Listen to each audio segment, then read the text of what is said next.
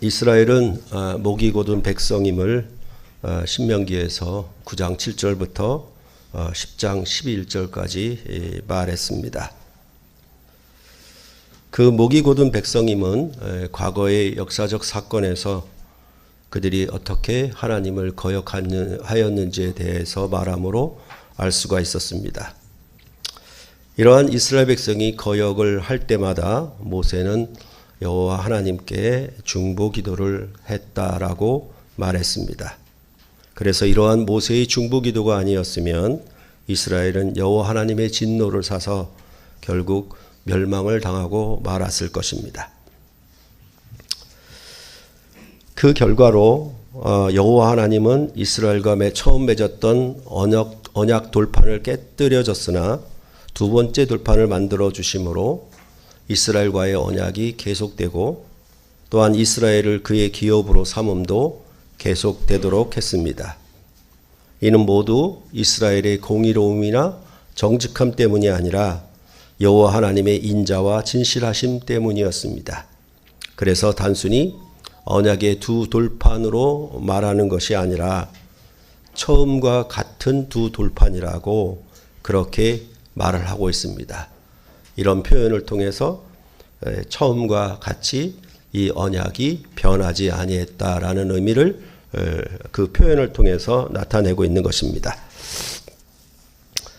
그 다음에 이제 신명기 10장 6절로부터 9절에서는 아론의 죽음에도 불구하고 그의 아들 엘르아살이 제사장의 직임을 맡아서 행하였고 또한 레위 지파는 여호와를 기업으로 하여 성소를 봉사하는 직무를 계속했다라고 말해주고 있습니다. 이는 이렇게 처음과 같은 두 돌판을 따라서 여호와 하나님과 이스라엘 백성의 그 언약적 교제, 만나고 얼굴을 보고 그 안에서 먹고 마시는 그런 교제가 끊어지지 않도록 계속했다라는 의미가 담겨 있는 것입니다.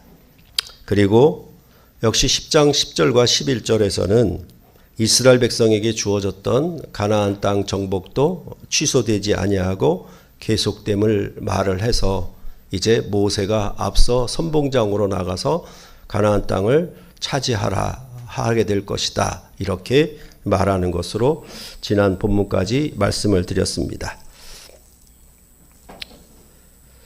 그러면 이처럼 이스라엘 백성의 거역에도 불구하고 모세의 중보를 기도를 통해서 처음과 같은 두 돌판을 받았고 그 돌판을 따라서 하나님을 제사하고 예배하는 삶들이 계속되도록 했고 또한 애굽 땅에서 나온 가나안 땅 정복의 목표도 여전히 그들에게 주어져서 그 목표를 향해서 땅을 차지하도록 그렇게 하였습니다.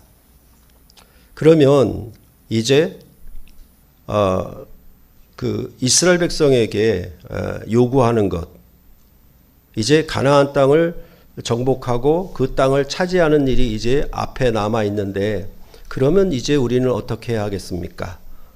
그 일에 대해서 지금 오늘 본문부터 또 다시 말을 하고 있는 것입니다. 그러니까 두 돌판을 따라 즉 언약을 따라서 하나님과 교제하고 그 언약적 목표가 다 주어졌다. 그러면 지금 오늘 우리는 어떻게 살아야 하는가? 이제 가나안 땅은 저 앞에 있고 우리는 가나안 땅을 차지해야 되는데 그러면 오늘 우리는 어떻게 살아야 하겠고 여호와 하나님은 이스라엘 백성에게 무엇을 요구하시는가? 그거에 대해서 이제 말하는 것이 오늘 설교 본문의 내용이라고 할 수가 있겠습니다. 그래서 오늘 우리말 성경에는 한글 성경에는 잘 나타나 있지 않지만은 오늘 본문의 시작인 12절과 13절은 그리고 이제 이렇게 시작을 합니다. 이러한 것은 또 오늘 본문의 마지막 부분인 20절로부터 22절에도 그리고 이제라는 말로 말을 하고 있습니다.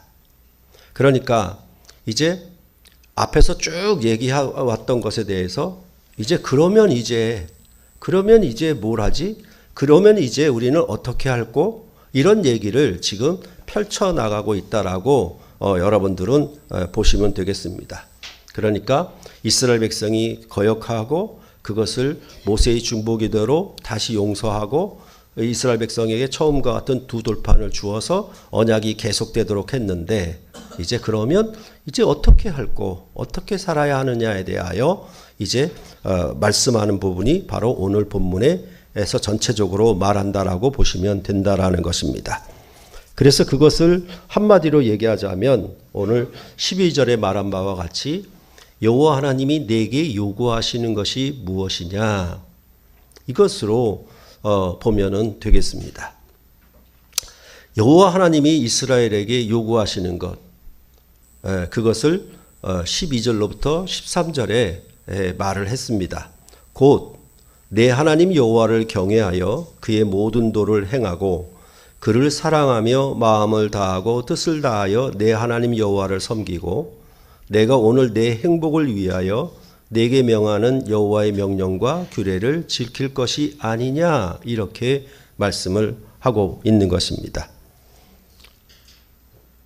이 말씀은 사실은 같은 내용을 두 번 반복한다라고 보시면 좋겠습니다. 그러니까 한마디로 여호와 하나님이 너희들에게 요구하는 것이 무엇이냐라고 얘기했을 때 그거를 한 문장으로 얘기하면 첫 번에 나와 있던 것처럼 내 하나님 여호와를 경외하며 그의 모든 도를 행하는 것 그것이라고 말할 수 있는 것입니다. 이제 그것을 다시 확대하면은 여호와를 경외함은 곧 여호와를 사랑하는 것이고 여호와를 사랑하여 그를 섬기는 것은 그의 명령과 규례를 지키는 것 이렇게 다시 풀어서 확대해서 설명하는 것이니까 두 번 반복했다라고 보시면 되겠습니다. 그래서 여호와 하나님이 요구하시는 것은 내 하나님 여호와를 경외하여 그의 모든 도를 행하는 것이다. 그러면 여호와를 경외하는 것은 뭐냐? 그를 사랑하며 마음을 다하고 뜻을 다하여 내 하나님 여호와를 섬기는 것이고 그 모든 도를 행하는 것은 무엇이냐? 내가 오늘 내 행복을 위하여 내게 명하는 여호와의 명령과 규례를 지킬 것. 이렇게 다시 확대 설명하는 것으로 12절과 13절은 되어 있는 것입니다. 근데 이것은 한마디로 얘기하자면 여호와 하나님을 사랑하고 그 모든 규례를 지켜 행하라 이렇게 요약할 수가 있는 것이죠. 근데 거기다가 살을 붙인 게 뭐냐 하면 마음을 다하고 뜻을 다하고 내 여호와 하나님을 섬기고 이렇게 살을 붙인 거예요. 그러니까 한마디로 얘기하면 내 하나님 여호와를 사랑하고 그 모든 규례와 법도를 지킬 것 이것이 여호와 하나님이 요구하는 것이죠. 이러한 패턴은 역시 11장 1절에도 그대로 나옵니다. 그런즉 내 하나님 여호와를 사랑하여 그가 주신 책무와 법도와 규례와 명령을 항상 지키라 이 말이죠. 이 말을 12절 13절에서 두 번 반복 확대 설명하는 방식으로 이야기를 하고 있다는 것입니다. 이것은 이미 신명기 6장 4절로부터 5절에 얘기했던 거예요. 신명기의 핵심이라 그러면서 얘기했던 것인데 거기 보면은 이스라엘아 들으라 우리 하나님 여호와는 오직 유일한 여호와이시니 너는 마음을 다하고 뜻을 다하고 힘을 다하여 내 하나님 여호와를 사랑하라 이렇게 말씀을 했었지요. 이렇게 내 하나님 여호와를 사랑하고 그 모든 규례와 법도를 지켜 행하라 요 구조가 사실은 신명기의 가장 본론이라고 할 수 있는 4장 44절부터 29장 1절까지 아주 긴 본문인데 그 본문에 대해서 두 부분으로 나눌 수 있다라고 말씀을 드렸고 4장 44절부터 11장 32절까지가 전반부 그 다음에 12장 2절부터 29장 1절까지가 후반부인데 이제 이 앞에 4장 44절부터 11장 32절까지의 내용은 뭐가 중심이냐면 여호와 하나님이 이스라엘 백성에게 말씀하신 10가지 교훈들 즉 10계명을 중심으로 말씀한다라고 말씀드렸죠. 그러니까 이걸 전체적으로 보면은 어떤 뜻이 되냐면 이거는 여호와 하나님을 사랑하라라는 내용으로 전반부가 구성되어 있는 것이고 그 다음에 이제 이스라엘 백성들이 행해야 될 모든 규례와 법도들, 그 자세한 시행해야 될 그런 규례와 법도들은 이제 12장 1절부터 29장 1절까지 많은 분량으로 나와 있는데, 이거를 다른 말로 얘기하면은 오늘 말씀했던 이 모든 도를 행할 것, 이렇게 되는 것입니다. 그러니까 여기에 뭐가 있냐면 신명기적인 전체적인 관점에서 크게 보자면 4장 44절부터 11장 끝에까지는 내 하나님 여호와를 사랑하라라는 것을 중심으로 얘기하는 것이고, 그 다음에 12장 1절부터 29장 1절까지는 이 모든 규례와 법도를 지켜 행할 것에 대해서 말을 하고 있는 것이죠. 그런 것이 중심이 되어서 또 그 안에서 작은 반복들이 계속 일어나는 것이죠. 그래서 지금 12절부터 13절에 했던 걸 다시 또 11절에서 받아서 하고 또 뒤에서 또 받아서 할 겁니다. 그것은 6장에서 했던 말을 또 받아서 할 것이고, 계속 그렇게 얘기하는 거죠. 그러니까 이것은 뭐라고 얘기하냐면 부모가 자식에게 끊임없는 잔소리를 반복하는 것과 같아요. 신명기의 얘기는 그냥 나가고 들어올 때마다 했단 말 또 하고 하는 거예요. 그게 부모가 자식을 기르는 그런 양육 방식이었기 때문에 이 얘기를 계속 반복하는 겁니다. 그러면서도 크게 보아야 되는 건 뭐냐 하면 4장부터 11장, 그 다음에 12장부터 29장, 이것이 전체로 뭐다? 하나님을 사랑해라, 그리고 그 모든 규례와 법도를 지켜 행하라, 이렇게 되어 있는 것입니다. 이것은 우리가 산상수훈에서 봤던 것처럼 너희가 의로운 삶을 사는 것이 뭐냐? 그것은 경건 플러스 삶이다, 이렇게 말했던 것과 똑같습니다.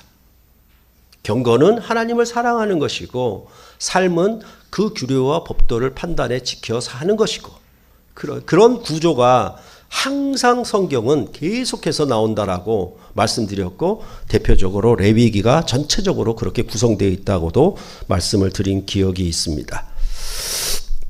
그러니까 이러한 패턴은 마가복음 12장 28절로부터 34절에서도 나타납니다. 여기는 한번 같이 보십시다.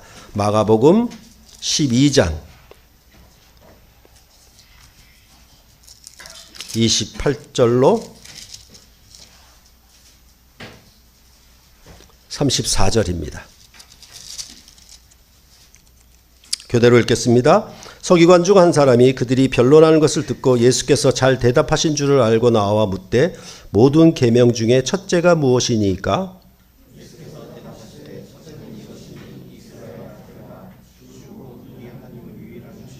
내 마음을 다하고 목숨을 다하고 뜻을 다하고 힘을 다하여 주 너희 하나님을 사랑하라 하신 것이요.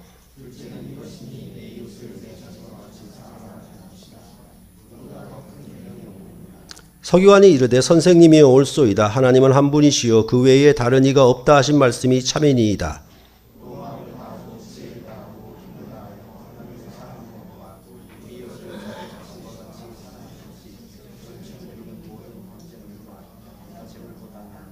함께 읽겠습니다. 예수께서 그가 지혜 있게 대답함을 보시고 이르시되 내가 하나님의 나라에서 멀지 않도다 하시니 그 후에 감히 묻는 자가 없더라. 여기에 나와 있는 첫째는, 그 다음에 둘째는이 결국은 뭡니까? 첫째는 하나님을 사랑하라는 것이고, 둘째는 이웃을 사랑하라는 거예요. 그런 첫째와 둘째로 얘기한 것은 뭐냐 하면 바로 내 하나님을 여호와를 사랑하라는 말이 첫째고, 그 다음에 네 모든 규례와 법도를 지켜 행하라가 둘째예요. 이웃을 사랑하라는 거예요. 그러니까 최고의 계명이 뭐냐라고 물었는데 그것을 첫째와 둘째로 말했지만은 이 부분을 강론하면서 여러분께 말씀드렸던 것처럼 이것은 두 가지의 계명이 아니다. 이것은 묶어서 하나다라고 말씀을 드려서 나중에 이보다 더 큰 계명이 없느니라라고 할 때 거기에 단수로 쓰였다라고 여러분에게 말씀드렸던 기억이 있습니다. 그러니까 이렇게 말씀하는 방식이 뭐냐 하면 하나님을 사랑하라 첫 번째, 이웃을 사랑하라 두 번째, 이렇게 구성되어 있는 거예요. 이것이 일정한 패턴이니까 이런 것들을 여러분들이 아시면은 좋겠다라는 것입니다. 이것은 요한복음 14장 15절에서도 또 그대로 반복됩니다. 너희가 나를 사랑하면 나의 계명을 지키리라. 똑같죠? 너희가 나를 사랑하면 나의 계명을 지키리라. 똑같죠? 요한복음 14장 23절에도 또 반복되는데 조금 더 확대해서 예수께서 대답하여 이르시되 사람이 나를 사랑하면 내 말을 지키리니 내 아버지께서 그를 사랑하실 것이요 우리가 그에게 가서 거처를 그와 함께 하리라. 그러니까 나를 사랑해서 나의 계명을 지키는 곳에 거처를 함께 한다니까 성소가 하나님의 성전이 함께 한다는 거예요. 그런 집에서 나를 사랑하고 내 계명을 지키며 살자라는 것이죠. 그러니까 이 두 가지는 절대로 분리할 수가 없어요. 이게 떼어놓을 수가 없는 것이죠. 그것은 부부가 사랑의 언약을 맺은 것과 같죠. 그렇죠? 그러니까 남편을 사랑하면 사랑의 계명을 지켜야 되는 것은 당연히 따라오는 것이지 앞에 것 1단계, 뒤에 것 2단계 이렇게 되는 법이 없어요.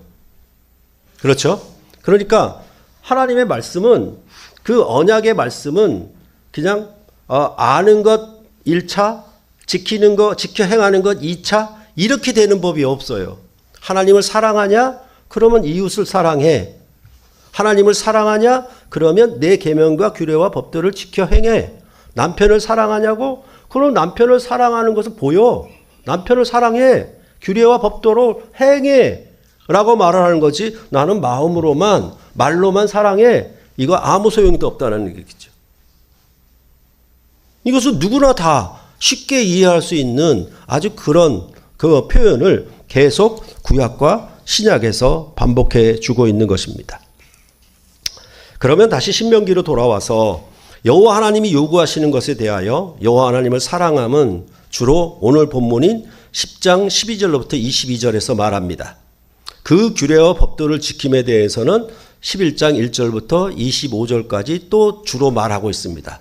그러니까 이제 끝나가는 부분에 있어서 전반부 끝나가는 부분에 있어서 또 하나님을 사랑하라 그 모든 규례와 법도를 지켜 행하라 이렇게 또 소단락으로 나누어서 또 반복시키고 있는 겁니다. 그러니까 같은 말을 계속 반복시키되 하나의 원을 그리고 또 큰 원을 그리고 또 크게 원을 그리고 또 크게 원을 그리고 이런 방식으로 성경이 얘기하고 있는데 이것을 못 알아들으면 좀 이상하죠. 그죠? 어린이도 알아들게끔 하는 거예요, 지금. 모세가 이스라엘 백성에게 말하는 것이. 그런 다음에 이런 것이 끝나고 나면 또 뭐가 나옵니까? 11장 26절부터 32절에는 언약의 조건문으로 축복과 저주가 딱 따라붙게 돼 있는 것이죠.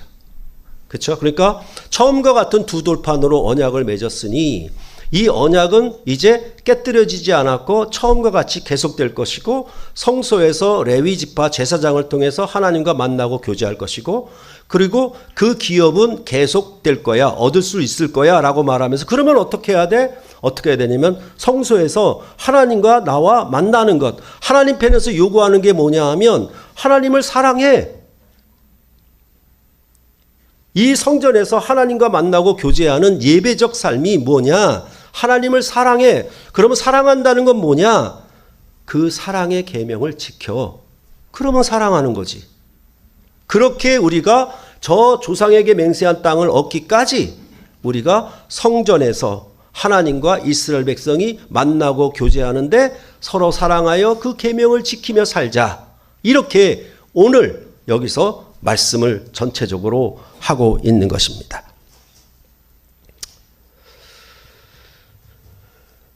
그러면 여호와 하나님이 이스라엘 백성에게 사랑을 요구하셨는데 그건 왜 요구하신 것이냐?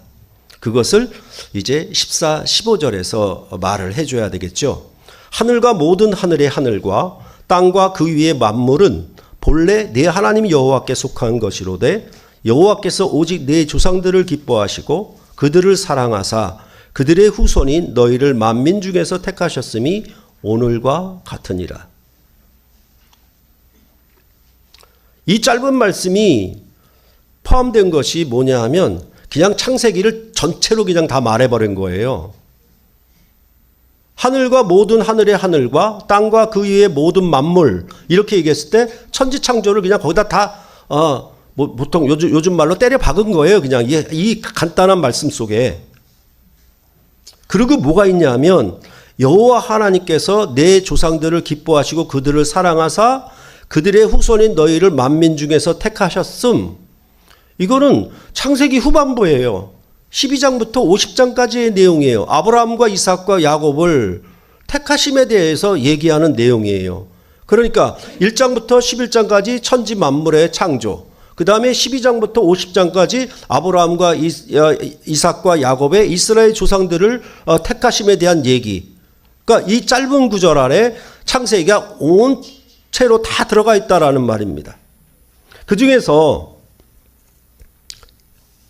중요한 것은 뭐냐 하면 하늘과 땅의 모든 만물을 하나님이 지으셨어요. 이 모든 것은 하나님의 소유고 하나님의 것이에요. 그래서 여호와 하나님께 속했다라고 말을 하는 거예요. 그러면서 뭐라고 얘기하냐면 그 수많은 하늘과 땅, 그 위에 모든 만물을 다 지으셨는데 그 중에서 이스라엘의 조상들을 사랑하시고 기뻐하셨다. 그리고 그들을 택하셨다. 이렇게 말하고 있는 거예요. 정말 어마어마하게 많은 것을 지었어. 정말 너무 많아. 그 중에서 딱 너희를 택했어. 이렇게 말을 하고 있는 것입니다.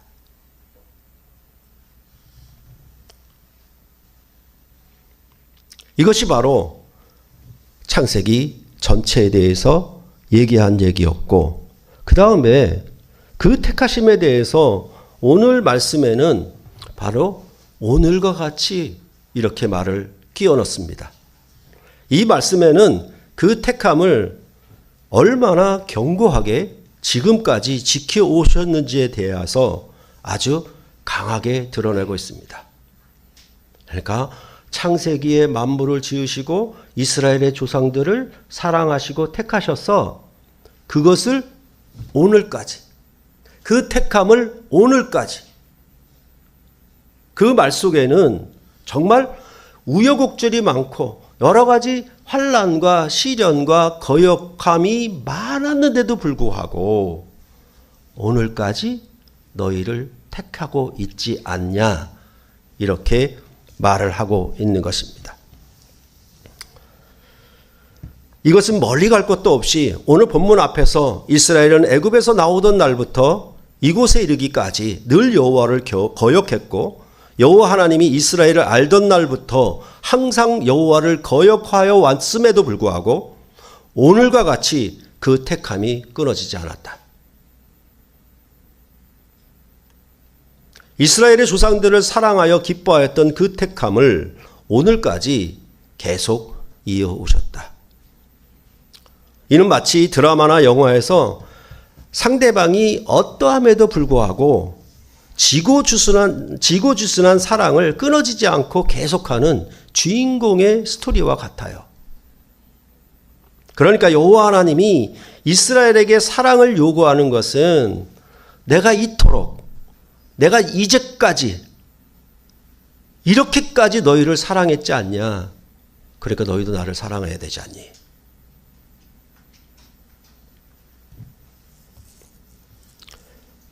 그렇기 때문에 당연히 16절의 말씀이 이어지는 것입니다. 그러므로 너희는 마음에 할례를 행하고 다시는 목을 곧게 하지 말라. 육체의 할례는 살의 가죽을 찢는 것인데 이제 마음의 가죽을 찢으라는 얘기입니다. 지난 주일에 말씀드렸던 창세기 15장의 짐승들을 쪼개었던 것처럼, 이 말은 뭐냐 하면 제발 마음을 고쳐 먹으라고, 이 녀석아. 제발 마음 좀 바꿔. 그리하여 다시는 거역하지 마라. 다시는 목을 뻣뻣하게 하지 말아라. 이렇게 여호와 하나님이 모세를 통해서 말씀하고 있는 것입니다. 그러면 어떻게 여호와 하나님을 사랑해야 하는지에 대하여 또 그 패턴을 반복하고 있습니다. 여호와 하나님을 사랑함에 대하여 17절에서 너희 하나님 여호와는 신 가운데 신이시며 주 가운데 주시요 크고 능하시며 두려우신 하나님이시라라고 말씀했습니다. 그러니까 이것도 하나님은 사랑이시다라는 말과 같은 말이에요. 하나님을 사랑하라. 하나님이 이런 분이야 라고 말하는 것과 똑같습니다. 그런 다음에 뭐라고 얘기하냐면 그 모든 도를 지켜 행함에 대하여 17절 후반절에서 말하기 시작하는데 사람을 외모로 보지 아니하시며 뇌물을 받지 아니하시고 고아와 과부를 위하여 정의를 행하시며 나그네를 사랑하여 그에게 떡과 옷을 주시나니 너희는 나그네를 사랑하라. 전에 너희도 애굽 땅에서 나그네 되었습니다. 이 말은 뭡니까? 규례와 법도를 지켜 행하라. 나그네를 사랑하라. 이웃을 사랑하라. 같은 말이지요.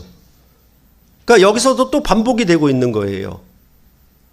너희의 하나님 여호와는 신 가운데 신이시며 주 가운데 주시요 크고 능하시며 두려우신 하나님이시라. 그거는 언제 그러셨는가?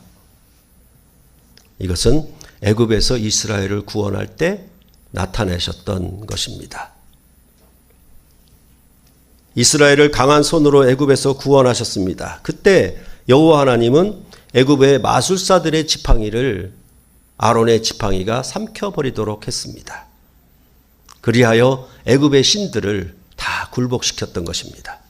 그렇기 때문에 신 가운데 신이라고 말씀을 하고 있는 것이고 또한 애굽의 왕 바로를 굴복시켰습니다. 그래서 신 가운데 신이시며 주 가운데 주시요 크고 능하시며 두려운 하나님이에요. 하나님은 열재앙으로 애굽과 바로 왕을 굴복시켰고 결국은 홍해에서 애굽의 군대를 몰살시킬 만큼 강하고 두려움을 나타냈던 하나님이시다. 그분은 이렇게 행하시는 애굽에서 이스라엘 백성을 구원하심에 대하여 그분은 그러면 이런 일을 어떻게 하시고 어떤 것을 원하시는가? 그분은 외모나 뇌물로 판단하는 분이 아니에요. 고아와 과부와 같은 약자를 위하여 정의로운 판단을 하시며 정처가 없는 나그네를 위하여 떡과 옷을 주시는 분입니다. 고아와 과부를 사랑하며 나그네를 사랑하시는 여호와 하나님이십니다. 그러니 여호와를 사랑한다라고 하면 내가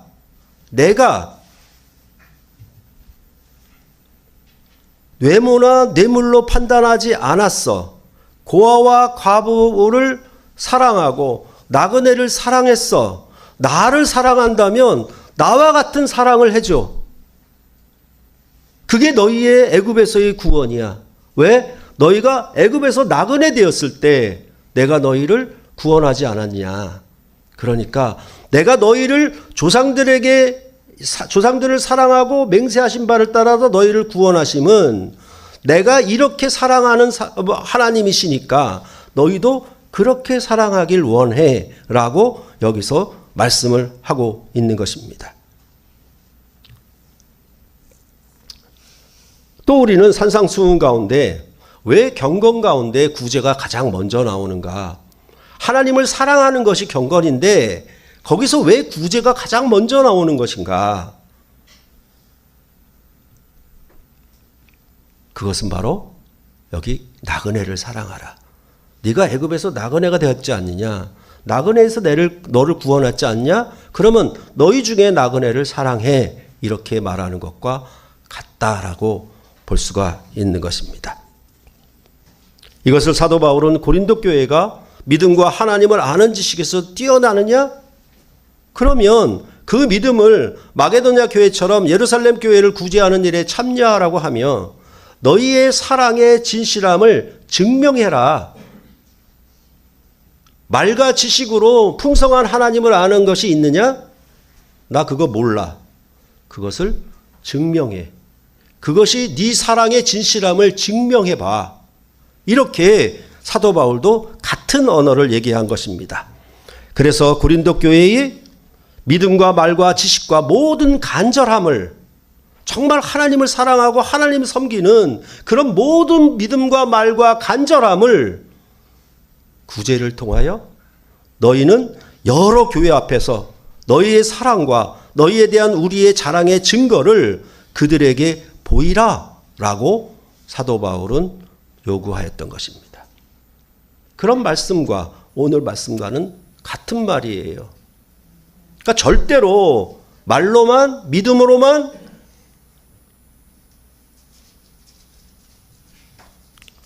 어떻게 믿음과 행위가 두 가지가 분류가 될 수가 있습니까? 우린 그런 삶을 살지를 않아요. 그런 삶을 사는 사람들에 대해 뭐라 그러냐면 거짓 사랑이라고. 그건 진실이 아니고 가짜라고. 언행일치. 이건 너무나 아주 지극히 당연한 상식인데 우리는 이상하게 오염이 되어서 믿음과 행함을 이분법으로 나누는 겁니다. 사랑하면 법도를 지키세요. 사랑하면 증거를 보이세요.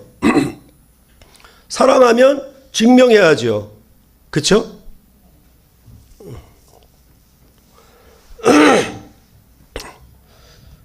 이제 모세는 다시 여호와 하나님을 사랑하고 나그네를 사랑해야 할 이유에 대하여 20절로부터 22절에 덧붙여 강조하고 있습니다. 여기서는 특별히 언약적 맹세를 강조합니다.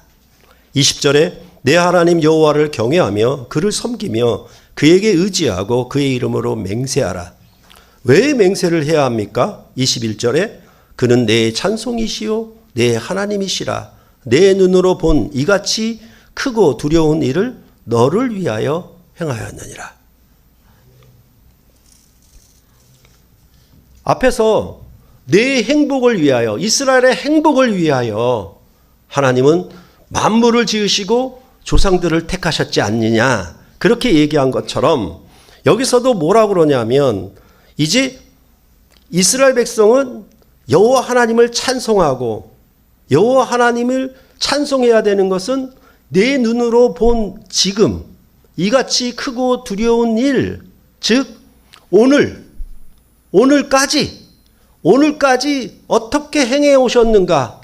하나님은 맹세적으로 살지 않았냐? 지난번에 창세기 15장에서 여호와 하나님이 쪼갠 고기 사이로 타는 횃불이 홀로 지나가면서 하나님이 스스로 홀로 맹세했던 것처럼 하나님이 너희에게 언약한 그 맹세를 오늘 너희가 눈으로 본 것처럼 하지 않았냐? 그러니 너희도 언약적인 맹세를 지켜야 하지 않겠냐?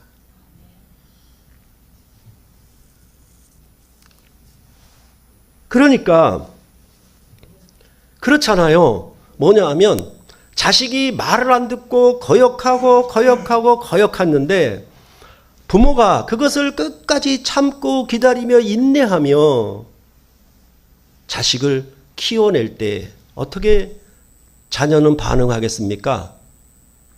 부모에 대한 찬송으로 바뀔 겁니다. 그 표현이 내 인생 역사 속에서 부모가 그렇게 내 거역과 내 잘못과 내 실수와 모든 것들을 참고 기다리며 내가 너를 낳았으니 내가 너를 택하였으니 오늘까지라도 그 택함과 너를 낳은 것을 절대 변개치 않고 오늘날까지 지금 해왔지 않냐? 나는 그 너를 낳은 언약적 책임으로 맹세로 이렇게 해오지 않았냐? 그럴 때에 자녀들은 그 부모의 사랑을 알게 되면 찬송을 부르게 되는 거예요. 그 부모만이 어느 부모 중에 부모요, 어느 주 가운데 주이듯이 어느 부모 중에 어느 이 부모가 나의 부모고 나의 어머니고 나의 아버지예요. 그러니까 엄마라고 부를 때 거기에는 그냥 부르는 게 아니라 그 엄마라고 부르는 부름 속에 찬송이 담겨져 있는 거예요. 엄마를 향한 찬송. 그렇게 말을 하고 있는 겁니다. 이스라엘의 찬송이시다. 왜? 하나님은 그 언약적 맹세를 우리의 어떠함에도 불구하고 지켜오시지 않았냐. 그 크고 두려운 일을 이스라엘이 눈으로 본 것은 무엇인가? 22절에 애굽에 내려간 내 조상들이 겨우 70인이었으나 이제는 내 하나님 여호와께서 너를 하늘의 별같이 많게 하셨느니라. 다시 또 창세기 만물을 지으시며 생육하고 번성하라는 언약이 이루어지지 않았느냐. 내가 너희에게 맹세한 것, 그렇죠? 아브라함에게 하늘의 별과 바다의 모래처럼 내 후손이 이와 같으리라는 언약이 이루어지지 않았느냐. 애굽에 들어올 때 겨우 70명이었는데 나올 때는 장정만 60만이지 않았냐. 이렇게 생육하고 번성하는 언약을 너희에게 한 맹세를 나는 다 지켰지 않냐. 그러니 너희도 이 언약의 맹세에 참여해라. 너희도 잊지 말고 기억하여 이 언약을 제발 꼭 지켜라. 그것은 너희의 행복을 위한 것이지 내 행복을 위한 게 아니야. 너희를 위한 것이야 라고 하나님은 말씀을 하고, 그것은 곧 반드시 저 조상에게 맹세한 땅을 차지하게 될 거야 라고 말을 하고 있는 것입니다. 이것이 오늘 본문의 내용인데, 구약의 이스라엘 역사에서 다윗 왕 때에 이르러 아브라함에게 하신 언약의 맹세로 가나안 땅을 정복하여 차지했습니다. 그러나 그것은 아직 아브라함에게 하신 언약의 1차적인 성취에 불과합니다. 왜냐하면 땅의 모든 족속이 너로 인하여 복을 얻을 것이라는 아브라함에게 하신 언약은 아직 다 성취되지 않았기 때문입니다. 왜냐하면 가나안 땅은 유대인만, 아브라함의 후손들만의 복을 얻는 땅이었지, 그들의 행복만을 위한 땅이었지 천하 모든 만민이 함께하는 땅은 아니었던 것입니다. 비록 이스라엘이 가나안 땅을 차지했어도 끝까지 이 맹세를 지키지 못하였고, 그들은 하나님을 사랑하기보다는 이방의 우상을 더 사랑했고, 하나님의 법도를 지키기보다는 이방인의 법도를 더 부러워했습니다. 그 결과 이스라엘은 바벨론에게 망하고 말았던 것입니다. 하나님의 진노를 산 것입니다. 그럼에도 하나님은 자기 백성을 향한 언약의 신실함을 거두지 않았습니다. 하지만 이제는 처음과 같은 두 돌판이 아니고 처음 출애굽과 같은 구원이 아니며 가나안 땅을 차지하는 것 정도의 목표가 아닌 일이 있게 될 것임을 새롭게 예언하게 되는 것입니다. 이사야 42장 1절로부터 4절에 하나님은 그의 기뻐하시며 택한 종에게 그의 영을 주어 이방의 정의를 베풀 것이며 상한 갈대를 꺾지 아니하며 꺼져가는 등불을 끄지 아니하시는 진실로 그 정의를 베풀 것이라고.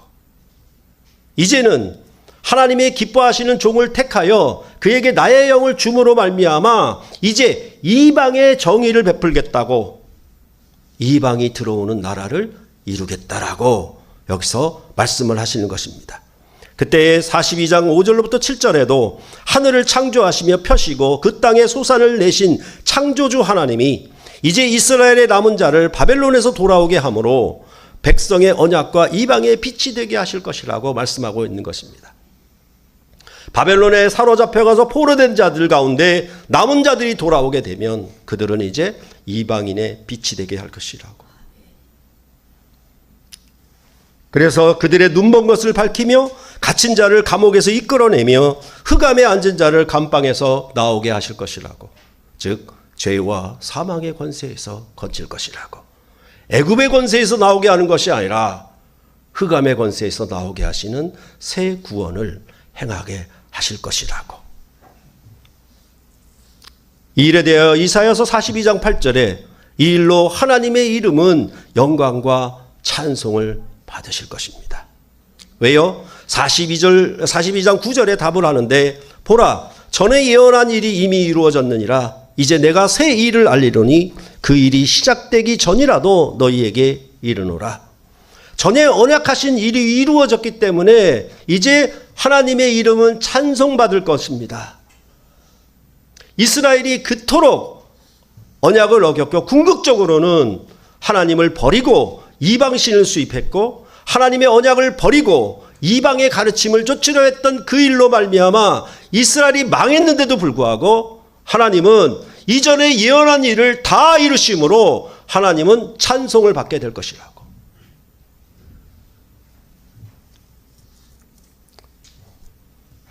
전에 애굽에서 나온 옛 출애굽과 다른 새 출애굽의 일을 행하실 것이라고 말씀하고 있는 것입니다. 그 일을 아직 눈으로 보지 않았고 이루어지지 않았는데도 이사야 선지자는 이스라엘에게 알리며 이 하나님을 찬송하고 있는 것입니다. 42장 10절에 항해하는 자들과 바다 가운데의 만물과 섬들과 거기 사는 사람들아 여호와께 새 노래로 노래하며 땅 끝에서부터 찬송하라. 모든 만민이, 천하 모든 만민이 이 하나님이 행하신 이 언약의 신실함, 정말로 변개치 아니하고 그 택하심과 그 언약하심을 맹세하신 것을 이름에 대하여 모든 만물과 바다와 섬들아 열방들아 찬송을 불러라. 너희의 행복을 위한, 너희의 구원을 위한 일이 이루어졌다. 이러한 새 출애굽의 예언의 때가 참에 하나님의 아들이 이 땅에 사람의 몸을 입고 오셨습니다. 예수님은 모세가 행하였던 표적보다 더 큰 표적을 나타냈고 더 큰 가르침인 영생의 말씀을 주셨는데도 유대인과 제자들과 로마 사람들은 그를 거역하며 십자가에 못을 박아 죽였습니다. 여호와 하나님과 모세를 거역한 정도가 아니라 하나님 아버지와 아들을 거역한 성경의 역사에서 유례가 없는 가장 큰 패역과 거역함을 저질렀던 것입니다. 이러한 배신과 배역을 미리 아심에도 불구하고 주님께서는 자기가 택한 사람들을 끝까지 사랑하셨다. 그 택한 제자들을 통해서 헬라인들 곧 이방인들까지 구원하는, 그리하여 만민의 기도하는 집으로 새 성전을 이루는 일에 하나님 아버지의 뜻을 다 이루기 위하여 그는 순종하셨습니다. 아브라함에게 하신 언약의 맹세처럼 짐승의 고기를 잘라놓은 것이 아니라 자기 살을 찢어서 십자가에 주심으로 맹세하셨고 그것은 곧 하나님의 신실하신 하나님의 사랑이었습니다. 천하만민에게 복음이 전파되어 땅끝까지 정복하는 일을 성령을 받은 사도들은 온갖 핍박과 박해에도 불구하고 그들은 절대로 넘어지거나 뒤로 물러섬이 없이 십자가를 끝까지 지고 주님을 따랐던 것입니다. 이들이 바로 마음의 할례를 받은 자, 성령 세례를 받은 자였던 것입니다. 그 일은 이방 죄인들까지 하나님의 국률에 풍성하신 사랑으로 이루어졌습니다. 세계 역사상 가장 강력한 국가인 로마를 정복함으로 우리 눈에 보여졌습니다. 교회 역사나 세계 역사에서도 이처럼 많은 민족이 하나님 나라에 들어온 적이 없습니다. 아브라함에게 하신 언약의 성취가 너로 인하여 모든 족속이 복을 얻을 것이라고 하는 언약의 성취가 바로 여러분과 저에게 눈에 보이도록 오늘과 같이 이루어졌다라고 말씀을 하고 있는 것입니다.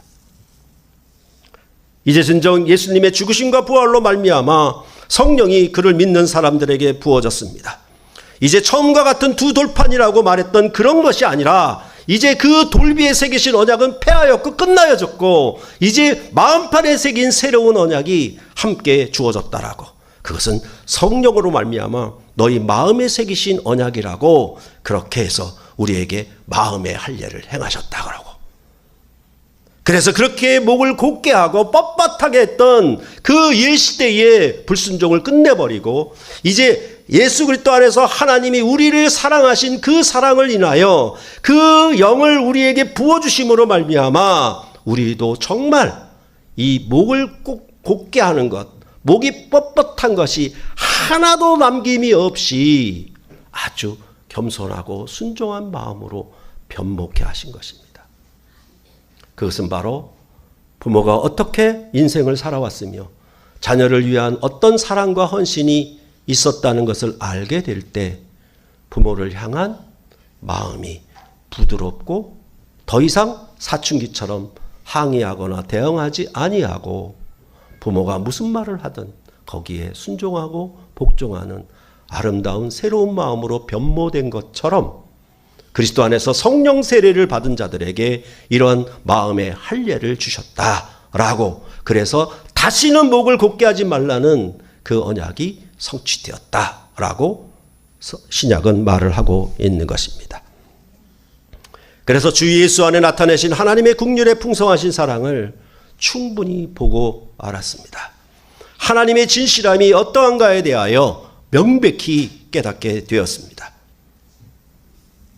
그리고 가나안 땅에 자기 동포만을 이웃으로 사랑하고 이방인을 멸시하는 모세의 법과 다르게 유대인과 이방인의 차별이 없는 새 언약으로 만민이 함께하는 언약으로 이제 자기의 육신의 가족, 혈통의 가족만을 사랑하는 것이 아니라 하나님께로서 난 자는 누구이든 다 사랑은 내 형제와 자매로 그렇게 섬기며 사랑하는 새 질서와 새 사랑의 방식과 법이 우리 가운데 주어졌다라고 그렇게 말씀을 하고 있는 것입니다. 그것은 절대로 처음과 같은 두 돌판이 아니라 그 돌판이 아닌 마음에 새긴 새로운 언약이라고 그렇게 성경은 말해주고 있는 것입니다. 그리하여 하나님이 그리스도 안에 나타내신 구원에 동참하게 하셨습니다. 애굽에서 나온 구원으로 나그네를 사랑하는 자기 이웃, 자기 동포를 사랑하는 고아와 과부를 돌아보는 그런 정도의 사랑이 아니라 이방인이 원수였던 그들을 사랑하는 새로운 사랑의 질서가 이제 주님의 구원으로 말미암아 너희가 눈먼 것이 눈뜨게 되었고 보게 되었고 이제 감옥에 갇혀서 흑암의 권세 아래서 정말로 죄와 사망에 갇혀 있어 알 수 없었는데 눈이 띄어져서 이제 볼 수 있게가 된 겁니다. 저 남을, 저 이방인을 내 이웃으로 섬기고 사랑할 수 있는 새로운 마음이 자기 안에 일어나기 시작하는 것입니다. 그것이 바로 복음 전파의 사명이었던 것입니다. 그것이 바로 이방인의 마게도냐 교회가 유대인의 원조인 예루살렘 교회를 구제하면서 나타냈던 것입니다. 그것이 바로 예수 그리스도를 믿음으로 말미암아 하나님을 사랑함으로 그 계명을 지켜 그의 제자인 줄 알게 하는 그런 새로운 하늘의 질서가 우리 가운데 주어졌다라고 성경은 우리에게 말씀을 하고 있는 것입니다. 그렇기 때문에 신약의 교회는 새 언약으로 거듭난 새 백성이어서 이전에 옛시대의 모세 율법을 따라 사랑하는 방식, 그 규례와 법도를 지키는 방식은 이제 끝났고 이제 그리스도 예수 안에서 천하 모든 만민이 하나가 되고 이방인이 서로 남남인데 서로 사랑하는 하늘 가족으로 그리스도 안에서 하나님께로서 난 자녀들로 인정해서 그들을 마음을 다하고 뜻을 다해서 섬기고 사랑하는 생명의 나라가 이 교회 안에 천국으로 임했다라고 성경은 선포하고 있는 것입니다. 그들 가운데는 항상 에베소서가 말하는 것처럼 처음부터 찬송하리로다. 찬송하리로다. 하나님께서 창세전에 예정하시고 우리를 택하신 건데 성령 안에서 우리를 하나님의 아들들로 삼으셔서 땅과 하늘을 통일케 하는 이 기업에 우리로 참여케 하셨으니 찬송하리로다. 하나님이 이토록 창세기로부터 지금까지 우리 눈에 오늘까지 보여지는 것처럼 그 역사를 이루어 지금까지 그 맹세를 이루신 것처럼 이제 예수 안에서 너희도 이 언약적인 맹세로 이 언약에 참여하여 하나님을 사랑하고 이웃을 사랑하라. 이것이 큰 첫째 되는 계명이다 라고 예수님은 말씀을 하시는 것입니다. 그러므로 믿음과 말과 지식만이 아니라 이웃을 사랑하고 구제하는 일에 동참하여 새 언약을 따라 행함으로 하나님을 사랑하는 것을 확증하는 하나님의 빛의 자녀들, 곧 하나님의 친자녀들이 되었다라고 성경은 말해주고 있는 것입니다. 여러분과 제가 이 하나님 아버지를 찬송하는 것입니다. 우리를 구원하시기까지 오늘까지 하나님의 언약의 맹세를 어떻게 이루어 오셨는가에 대하여 그 하나님의 사랑이 그리스도의 십자가에서 어떻게 긍휼이 풍성하신 사랑으로 나타났는가에 대하여 우리는 알게 되었고 그 사랑에 감동하여서 하나님의 뜻을 죽기까지 십자가를 지고 따르면서까지 복종하는 새 사람으로 거듭났다. 이렇게 성경은 말씀해 주고 있는 것입니다. 하나님을 사랑하십니까? 그러면 이웃을 사랑하면서 그 증거를 보이십시오. 기도하시겠습니다.